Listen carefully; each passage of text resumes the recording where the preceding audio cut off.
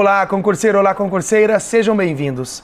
Meu nome é Ricardo Beck e serei seu professor de informática nesse nosso curso preparatório para o INSS. Sabemos que ainda não temos o edital, sabemos que nós não temos o elaborador, mas mesmo assim, precisamos começar a estudar. Nosso último elaborador foi a Fundação Carlos Chagas, e é deste concurso que eu vou basear o nosso curso. Eu vou analisar nossas aulas e tudo mais com base no último edital que nós tivemos, ok? Até para você saber quais as matérias que eu vou trabalhar, qual o estilo da Fundação Carlos Chagas.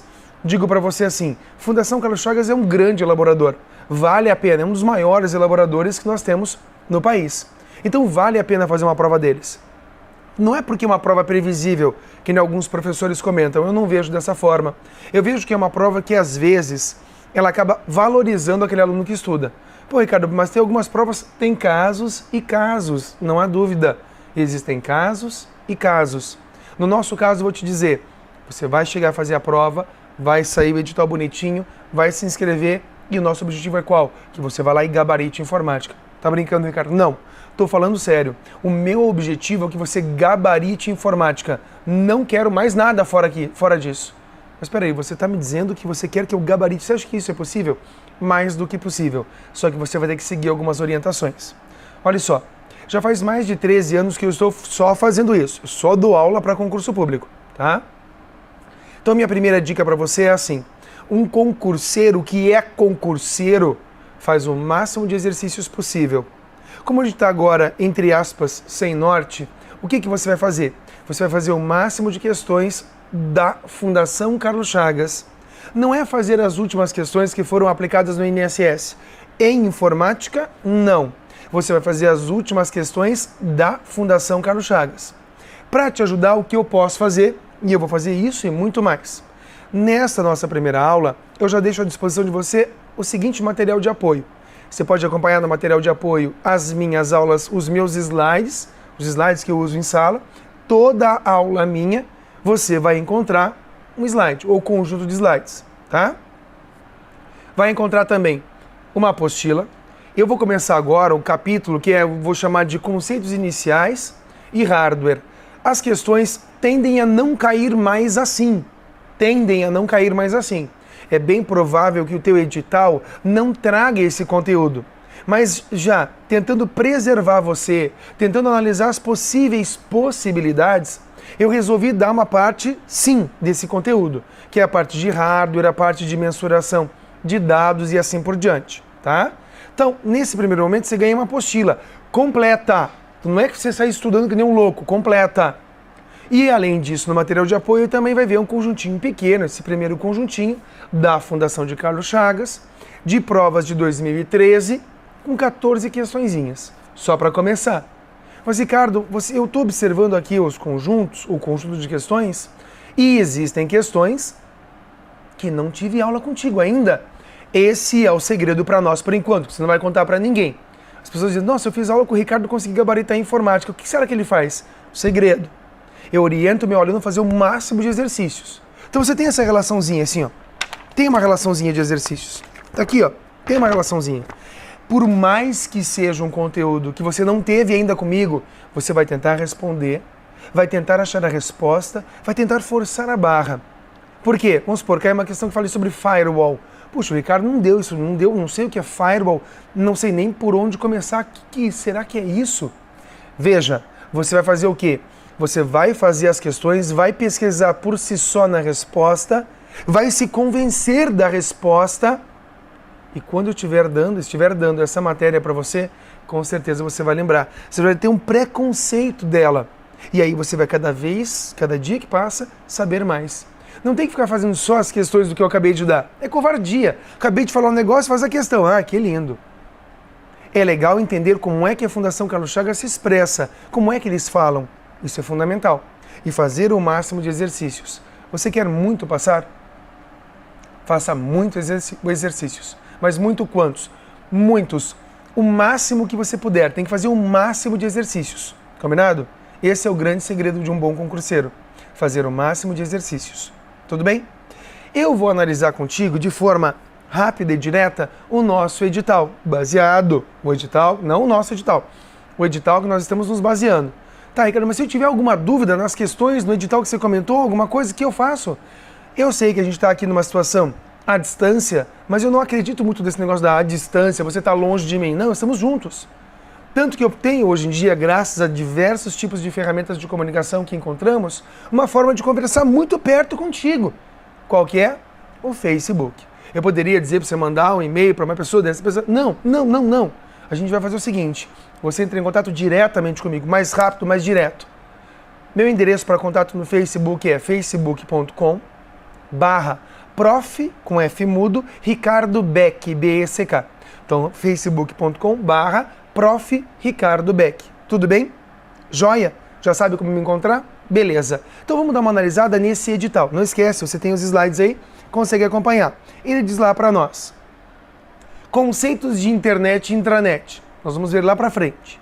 Conceitos básicos e modos de utilização de tecnologias, ferramentas, aplicativos e procedimentos associados à internet e à intranet. Mas já falou aqui? 3. Conceitos e modos de utilização de ferramentas e aplicativos de navegação, de correio eletrônico, de grupos de discussão, de busca e pesquisa. Tudo isso é internet. Nós veremos lá na frente. Mas ele continua no nosso último edital e diz: conceitos básicos, não vai muito na onda desse básicos, tá? Conceitos básicos e modos de utilização de tecnologias, ferramentas, aplicativos e procedimentos de informática. Desculpa, o item 4 significa tudo o que existe de informática no mundo. Olha só, modo de utilização de tecnologia, ferramentas, aplicativos e os procedimentos. Quer dizer, tudo. É tudo. Por este tópico, por causa deste tópico número 4, só por esse, que eu começo por esse capítulo que eu falo um pouco sobre como que eu mensuro os dados, um pouco sobre o funcionamento do computador. Apesar de achar que a chance de cair é pequena, mas mesmo assim eu não quero deixar você descoberto. E a 5, conceitos e modos de utilização de aplicativos para edição de textos, planilhas e apresentações. Qual? Word, Excel, PowerPoint? Qual versão? Writer, Calc, Impress, que são os similares? Qual versão? Pô, mas aí é sacanagem, Ricardo. Por isso que a gente faz o quê? Pega as últimas provas da Fundação Carlos Chagas e entende o que eles gostam de cobrar. E eles gostam de cobrar Word, Excel, PowerPoint, versões 2007 e 2010, é o que a gente vai trabalhar. Mas não posso negligenciar e vou trabalhar contigo também o LibreOffice, Writer, Calc, Impress. Tem gente que chama de LibreOffice. LibreOffice, Writer, Calc, Impress. Item 6. Conceitos e modos de utilização de sistemas operacionais Windows e Linux. Tudo de Windows, tudo de Linux. Então olha o que a gente vai ter que estudar no nosso curso. Hardware, internet, intranet. Não falou de quesitos de segurança, mas você vai entender que ele vai acabar falando, vai acabar cobrando. E também Word, Excel, PowerPoint e todo o LibreOffice. Mais o Linux, mais Windows e tudo mais. Ou seja, muita coisa para estudar. Um curso bem completo com vários dados. Eu achei ótimo. Vou falar sinceramente, eu achei ótimo trabalhar baseado num edital como esse, porque a gente consegue cobrir praticamente tudo de informática. Tem alguns assuntos como banco de dados, programação, redes de computadores, que não está escrachado aqui. Eu vou falar mesmo assim um pouco de redes de computadores lá, quando eu estiver em internet, mas nada daquilo muito aprofundado. Então a gente tem basicamente tudo que tem ao entorno da disciplina. Assim você consegue até pontuar e entender o que é cada coisa, tá? O grande segredo é você entender que quem passa na prova é quem está condicionado a isso. Você tem que estar condicionado. Se você nunca fez um concurso público, vai fazer um. Eu mesmo vivo dentro de uma sala fazendo provas de concurso público. Você quer passar nos concursos? Não, não é o meu objetivo. Mas como é que eu vou dar aula para você se eu não estou lá dentro? Se eu não respiro aquele ambiente? Se eu não vejo o que os caras passam lá dentro? Como que é o procedimento do fiscal? Como que os alunos vêm? O que atrapalha você? O segredo dessa prova, o segredo de qualquer prova de concurso público é condicionamento. E como que é condicionamento? Condicionamento é você sozinho fazer o máximo de exercícios. Porque se eu pegar um exercício que nem eu vou acabar pegando durante nossas aulas e responder, você vai ver que daí você não dá tanta importância. Eu, quando estou lendo o enunciado, estou dando a minha entonação. Mas quando você está sozinho, a leitura é diferente. Você tem aquela leitura individual. É isso que a gente tem que praticar. Será que você aguenta ficar 3 horas sentados numa cadeira ou até mais, com certeza, respondendo várias questões de assuntos diversos. Você precisa simular, você precisa tentar fazer isso várias vezes. Para chegar no dia, isso é moleza. É importante que você saiba, talvez, não a título de mostrar, meu Deus, que coisa linda, não é isso. É para saber até onde que você pode contar comigo. Eu estou concluindo a minha terceira graduação, que é em Direito. Então, qual que é a minha etapa agora depois de formado? Ou antes, até se for o caso. Fazer o exame de ordem, não é? A facilidade que eu tenho de sentar e fazer o exame de ordem é única, porque eu estou acostumado, eu vivo respondendo questões na minha vida. Então, olha o que você tem que fazer, você pode, você consegue. Só que você tem que pegar esse meu primeiro conjunto de 14 exercícios e devorar. Porque outros conjuntos virão. E até o término do meu curso, você vai fazer um monte, vai devorar essas questões. Se eu tiver dúvida, espera minha aula vir, não precisa. Pode entrar em contato pelo Face. Tudo bem? Estamos juntos? Podemos começar o conteúdo? Ai, graças a Deus, chega de blá blá blá, ele vai começar o conteúdo. Se você pensou assim, você não entendeu nada que eu falei. Talvez o candidato não consiga passar porque ele não está enxergando o óbvio. E o óbvio eu falei até agora. Só que a gente não enxerga o óbvio. A gente chega lá e erra. Não esquece disso. Faça o máximo de questões. E você vai gabaritar a informática. E vai passar no concurso que você quiser. Vai por mim. Então vamos lá. Já sabemos o que nós temos que fazer. Agora a gente tem que ter um pouco de conteúdo, não há dúvida. Eu começo com esse capítulo de hardware. Você tem a apostila, eu acho besteira ler a apostila. Eu acho que é muito mais prudente você fazer o quê? O máximo de exercícios. Ricardo, você falou que esse primeiro capítulo você vai dar meio reduzido, porque não é do feitio, você imagina que não vai cair. Exatamente. Mas, como eu morro de medo, e eu sempre quero te dar todo o suporte possível, no meu site profricardobeck.com.br você encontra esse capítulo inteiro lá em vídeo. Bem aprofundado. Eu estou com muito tempo, quero estudar muito informática. Tá bom, lá está completo, se você quiser. Mas eu estou te dizendo que aqui eu estou dimensionando a aula para você. Se eu fosse dar todo o capítulo de hardware, daí não seria o concurso para o INSS. Seria o concurso para qualquer coisa. Percebeu? Então aqui é para você. Então eu estou dando na medida certa. Veja, existem várias formas de mensurar vários dados. Na informática, nós usamos basicamente o sistema de numeração binário. E daí deriva o termo binário. Não fale termo binário. Existe, na verdade, o dígito binário. O termo binário eu já vou falar. O dígito binário, que é ou 0 ou 1, é o tal do bit. Ninguém vai falar dígito binário. As pessoas vão dizer assim, um bit.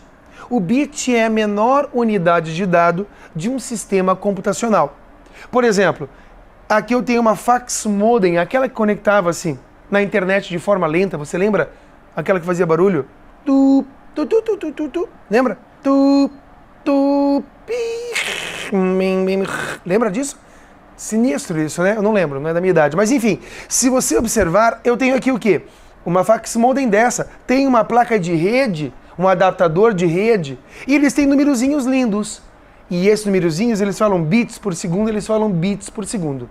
O que eu quero que você compreenda, e eles gostam de cobrar isso. Usualmente, você trabalha com bits para velocidades. Mas eu poderia usar bytes, que é o próximo assunto? Claro que você poderia usar bytes sem problema nenhum. Só que o usual é trabalhar com bits. Quer um exemplo? Você está numa rodovia e na rodovia diz lá, olha, a velocidade é de 80 km por hora, mas eu poderia mensurar essa velocidade em metros por segundo? Milhas por hora? Hectômetros por segundo? São unidades diferentes, mas o corriqueiro aqui no Brasil é o quê? Quilômetros por hora. Nós vamos entender que o corriqueiro, quando eu quero falar de velocidade, bits por segundo. Ricardo, eu tenho banda larga na minha casa. Eu tenho uma conexão de 10 mega de ADSL. 10 mega. Agora me diga, 10 mega o quê? 10 megabits por segundo. Não são bytes, é errado falar. Você vai ter que fazer a conversão, pode falar. Mas se não é 10 megabits por segundo. 10 milhões de sinais zeros ou uns que são enviados. Você está me dizendo o quê, Ricardo? que cada sinal daquele é um bit? Exatamente. E agora pasme, a cada 8 daqueles eu tenho 1 byte. E agora sim eu digo, um termo binário. Eu normalmente, eu poderia usar para mensurar as coisas os bits? Poderia, mas o corriqueiro, o normal, é você usar para mensurar a capacidade, não a velocidade, a capacidade das coisas. É normal você ver aqui, megabytes, gigabytes, terabytes e assim por diante. Então eu vejo o byte normalmente para mensurar o disquete, muito novo o disquete, né? Coisa de ponta. Aí eu tenho o CD, o DVD, o Blu-ray, o pendrive. Eu tenho um pendrive de 8 GB. 8 GB o quê? 8 gigabytes. Então você não vai esquecer. A cada 8 bits eu tenho 1 byte. Vou contar para você. 1, 2, 3, 4, 5, 6, 7, 8. 1, 2, 3, 4, 5, 6, 7, 8. 1, 2, 3, 4, 5, 6, 7, 8. 1, 2, 3, 4, 5, 6, 7, 8. Ou seja, eu tenho aqui claramente 4 conjuntos, cada um deles com 8 bits. Portanto, eu tenho 4 bytes. Ficou claro isso para você? Ricardo, eu vou ter que decorar isso? Vai ter que decorar isso. Mas vai ter que decorar mais a questão de bit, B minúsculo, velocidade, B maiúsculo, byte, capacidade. Mas eu poderia usar byte para velocidade e vice-versa, tá? Olha essa tabela que resume tudo aqui, Bit menor unidade de dado, B minúsculo, byte, B maiúsculo, conjunto de 8 bits. Importante. Nós temos daí algumas unidades, algumas situações de grandeza aqui. Você vai até o açougue, agora chegamos na época, estou gravando antes do feriado da Páscoa, você vai acompanhar isso, você está assistindo essa aula depois do feriado da Páscoa, com certeza. Mas eu estou antes. Então amanhã eu vou ver quanto está o quilo do bacalhau, ou melhor, o quilo do peixe, o quilo de qualquer coisa assim. Por exemplo, para quem tem e segue essa filosofia de vida, eu poderia ver o quilo da picanha também. O Euclides, que é meu câmera, já torceu o nariz. Mas tudo bem. Eu vou ver o quilo, eu vou no açougue, eu quero 1 quilograma. Eu quero 1 quilograma, percebeu? 1 quilo. Quilo é 1000. Eu tenho aqui, 1 kilobyte, 1000 bytes. Por que é 1024? O sistema de numeração aqui não é o decimal, é o binário. Então os números são levados a 2, são levados à base 2, 2 a 0, 2 a 1, 2. É assim que é calculado o sistema. Decimal 10 a 0, 10 a 1, 10 a... É sempre redondinho. Mas aqui é binário, então é um pouquinho maior. 1 kbyte, 1024 bytes. Aí 1 kilobit, 1000 bits. Megabyte, megabits. Então esse megabits que é o tal da velocidade da banda larga. A minha conexão de 10 megabits por segundo. Isso mesmo. E nós temos também o giga, gigabyte, teu pendrive. O meu pendrive tem 8 gigabytes de capacidade. Gigabits por segundo. Nossa, uma velocidade bem grande, hein? E eu tenho terabyte, trilhões de bytes. Cara, eu poderia ter terabits? E assim por diante, mais um monte de coisas? Segue essa sequência? Por que você não me mostra? Não vai cair. Tem um professor que discorre aqui até lá, não sei que. Pra quê? Pra quê? Pra você decorar coisa inútil que não vai cair? Estou dando aula para você passar, meu querido. E além disso, durante as questões, eu vou te ensinar malandragens, espertezas para conseguir acertar na prova. Vai me ensinar a colar? Não é isso, seu louco. Vou te ensinar a olhar na questão e nas entrelinhas chegar na resposta certa. Não entre de salto alto na prova, achando que você vai gabaritar em tudo. Informática você vai gabaritar. Agora imagine que você vai gabaritar em tudo. Não vai. Você está me dizendo que tem coisas na prova que talvez eu nunca tenha visto na minha vida? Isso pode acontecer? E aí você vai fazer o quê? Vai ter que saber chutar. Essa eu não sei, então serei honesto, deixarei em branco. Não viaja.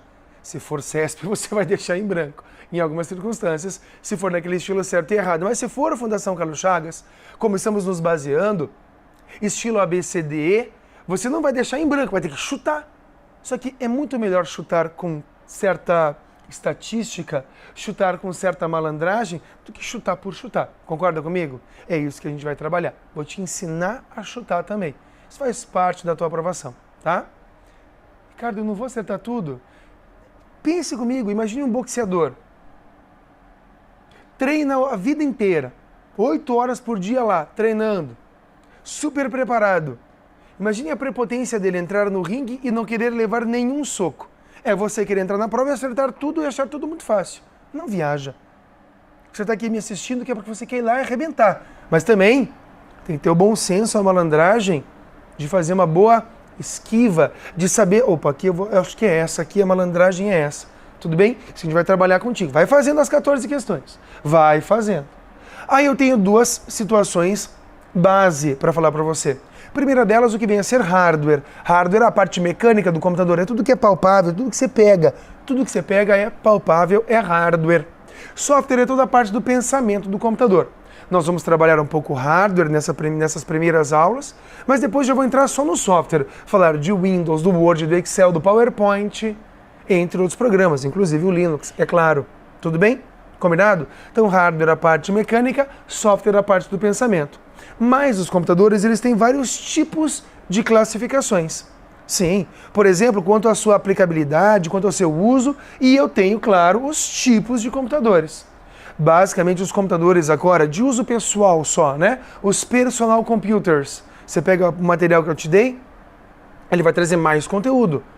Veja, eu te dei um material de apoio, não quero que você saia lendo, quero que você aprenda para a tua prova. Então, olha, os computadores pessoais podem ser de mesa ou desktop, aqueles com gabinete, ou podem ser portáteis. E esses portáteis se dividem em diversos grupos. Por exemplo, laptops e notebooks. O laptop, na verdade, ele surge antes do notebook. Lap é no colo, nas coxas em inglês. Então, o laptop é aquele que você coloca no teu colo, coloca na tua coxa. E o notebook era aquele que você podia carregar no braço, parecia um caderno, notebook. Hoje em dia, falar laptop e notebook dá na mesma. O mais atual é falar notebook. Agora, o mais atual mesmo, do ponto de vista de velocidade, é falar ultrabook. Ultrabook? Que trabuco? Ultrabook é o quê? É um computador mais fino, slim. É um computador de grande poder de processamento forte, obviamente mais caro. Ou seja, um Ultrabook hoje é um computador de boa performance. Eu tenho também como sistemas computacionais, eu acabo trabalhando nesse sentido, quando eu uso meu telefone celular e ele é um smartphone. Quando eu uso meu tablet, por exemplo, todos os computadores pessoais, todo mundo com memória, todo mundo com processador, todo mundo com área para armazenar dados, tudo igual. Tudo igual. Aí os tablets e os celulares são diferentes dos notebooks porque eles não usam processador. A corda, claro que usam. Tá? Tudo bem? Todo mundo tem um processador, a gente vai falar sobre isso. Fica tranquilo. Aqui um exemplo de um desktop, notebook, laptop, Ultrabook, Slim. Tem os smartphones, as diversas marcas. Hoje em dia é importante que você tenha acesso à internet, que o resto você encontra lá. Os tablets também, bem funcionais. Hoje em dia, se você quer só navegar na internet, fazer um texto, fazer uma planilha, alguma coisa assim, ver um filme, cara, nada melhor que um tablet. Portátil, bacana, tudo é acoplável a ele. Tudo é acoplável a ele, um teclado, pronto, teclado. Ligar na TV, tá? Liga na TV. Percebeu? Hoje em dia você chega com o teu tablet, quase falei a marca, mas você fala o tablet, você vem e encaixa numa base, você encaixa na base, essa base já está ligada na TV, já tem um teclado sem fio, você fica ali. Acessa a internet, faz tudo. Percebeu? Fez a tua televisão ficar smart. Smart que é uma TV que tem vários recursos, entre os quais o acesso à internet. Você pode ligar um tablet na TV? Sim. Tudo bem? Agora veja só, quando eu falo de hardware, digamos assim, de baixo nível mesmo, aquele das peças, é legal que você entenda alguns detalhes até de base, de estrutura para a nossa prova. Eu poderia dar um curso completo, dizendo cada detalhe desse, mas não vai cair, eu vou ficar queimando os seus neurônios com um monte de conteúdo, enquanto eu poderia estar atacando, e eu vou atacar aquilo que é mais importante para a tua aprovação, tá? Então veja só, CPU, UCP, processador, microprocessador são sinônimos do cérebro do computador, como se fosse o motor do carro, é o cérebro do computador. Eu tenho também a memória RAM, que é a memória principal do computador, e ela é volátil. Ela perde os dados quando desligada. Ela é disposta em pentes de memória, em módulos de memória, e ela está o tempo inteiro sincronizada com o processador. E eu tenho um lugar onde eu armazeno, onde eu guardo as coisas. O lugar que eu armazeno, que eu guardo as coisas, é o HD, que deriva de hard disk, ou disco rígido. Este é o HD. Percebeu? Ó, o disco rígido, o HD. Não vai esquecer disso? Bem importante isso, tá? Ricardo, não poderia chamar de Winchester? Gente, Winchester é um termo que já caiu em desuso. É que nem se eu falasse para você mods. Hoje é absorvente íntimo. Não existe mais a palavra mods. Ah, Ricardo, como você é? Mas é verdade. Você, talvez se for homem, não tenha entendido isso, mas as mulheres sabem. Hoje não existe mais. Se eu falar para a moça na farmácia, eu vim comprar mods, ela vai entender, né? Mas vai soar estranho. É que nem se fala, vou comprar um Rouge. Sabe o que é Rouge? Aquele bagulho de deixar a bochecha rosada. De esses dias eu falei, não, passou Rouge. Cara, não é Rouge, é blush. É muito chique esse negócio. Mas enfim, não fale mais Winchester. Você vai ter, se você falar para mim, comprei Winchester novo, é a mesma sensação que você tem, vou comprar mods, vou passar Rouge. Ah, tá? Então aqui a gente fala HD, o disco rígido. É a minha memória permanente, minha memória secundária ou de massa. É lá onde as coisas ficam armazenadas. Então, o processador, ele manda em todo mundo. Pega o Windows, joga na memória. Por que joga na memória? Porque é a memória que executa os programas. Sabia disso? Sim. Ela é volátil, perde os dados quando você desliga o computador, mas é ela que executa os programas. E os programas ficam aonde? E os arquivos? Gravados aqui dentro. Ele é muito maior que a memória RAM em espaço, mas ele é muito mais lento que a memória RAM. Por isso que ele existe. Ele é lento, mas ele é bacana que ele não perde os dados quando desliga. Ela é rápida, mas ela perde os dados. Então, cada um no seu quadrado. Ela executa os programas e ele armazena. E quem manda executar, quem manda armazenar, é o cérebro de tudo, é o nosso processador. Tudo bem? Combinado? É claro que saber um pouquinho sobre eles é importante. E é o que efetivamente nós vamos fazer. Vou trabalhar um pouco de processador, vou trabalhar memória RAM e vou trabalhar HD contigo, para você ter uma noção básica disso. Como eu já te falei, o processador ele tem sinônimos, ó, microprocessador, CPU em inglês, Central Processing Unit, e Unidade Central de Processamento, UCP. Todas essas, bacaninha, mesma coisa, sossegado. Tá, Ricardo, mas qual processador eu compro? Estou vendo ali Intel Core i7. Vamos lá no quadro, Euclides, vem comigo. Você não sabe quem é Euclides? Euclides é o meu câmera, gente. Ou você acha que a câmera mexe sozinho, sensor de movimento? Não, ela está junto comigo. Olha só. Da linha Intel, que é a mais cobrada, eu digo que, do ponto de vista doméstico, Core i3, Core i5 e Core i7, você tem que saber. Que são justamente quem? Os principais processadores de linha doméstica da Intel. Qual é o mais devagar? O i3, mas ele é ruim? Você quer ganhar um Audi A1, um Audi A... Tô fazendo propaganda, Euclides. Vai que a Audi se sensibiliza e dá um Audi para cada um de nós, né? Um Audi A1, um Audi A3 ou um Audi A5. Tudo é bom, tudo é legal. Só que com certeza esse i7 é muito mais rápido e muito melhor. Veja, eu entendo que o que não vai te incomodar mesmo é esse, tá? Um ótimo processador, mas o i3 para aplicações básicas ele é perfeito e impecável. Assim já conhecemos alguns dos processadores que revisaremos na aula que vem. Para essa primeira aula é o suficiente, já te orientei, já deixei material, você só tem o material, a minha apostila da primeira aula, que é de hardware. Por exemplo, quando eu entrar em Windows, você vai começar então a ter o material, o conteúdo de Windows, e assim a gente vai gradativamente. Tudo bem? Combinado? Faça os exercícios, te vejo na próxima aula. Bons estudos!